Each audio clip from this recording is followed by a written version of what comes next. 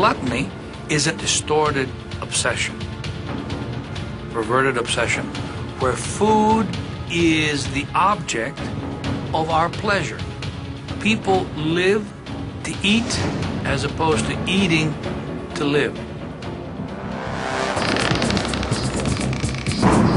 The origins of the sin of gluttony trace back much further than the Christian tradition.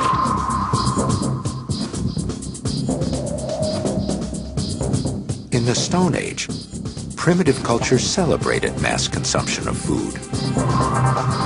If you could communicate with our ancestors a million years ago, no one would think that overeating was a sin. It's very common to find depictions of human form that were meant to portray wealth and health and fertility and good things to be rather corpulent beings.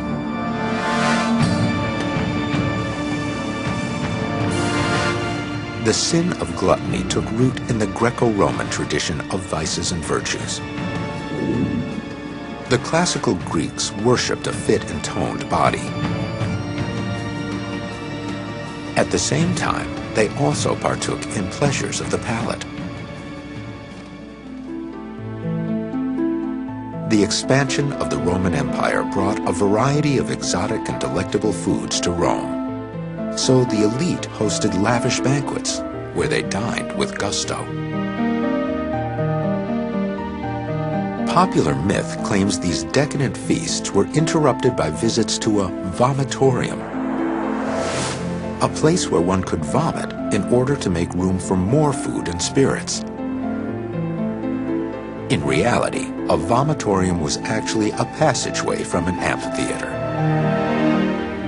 Well, the vomitorium, where you kind of spewing out people into a passageway so they can exit the amphitheater. Some writer either deliberately or mistakenly associated the literary descriptions of Roman banqueting, which had really nothing to do with that phenomenon. While the translation may have been misinterpreted, ancient writers confirmed that Romans binged and purged.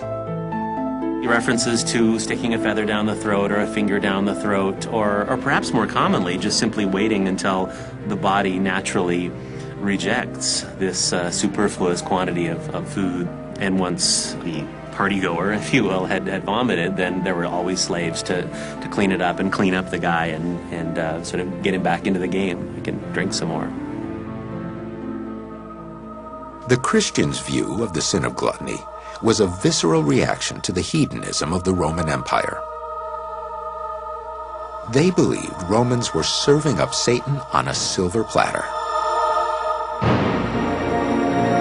The Bible often warns against the evils of gluttony. According to scriptures, the devil used the sin of gluttony to try to lure Jesus into hell. Jesus, he fasted for 40 days and 40 nights in the desert, and then Satan came and tempted him. And the very first temptation was to gluttony. He said, turn these stones into bread, fill your belly. And Jesus said, no, not by bread alone does man live, but by every word that comes from the mouth of God.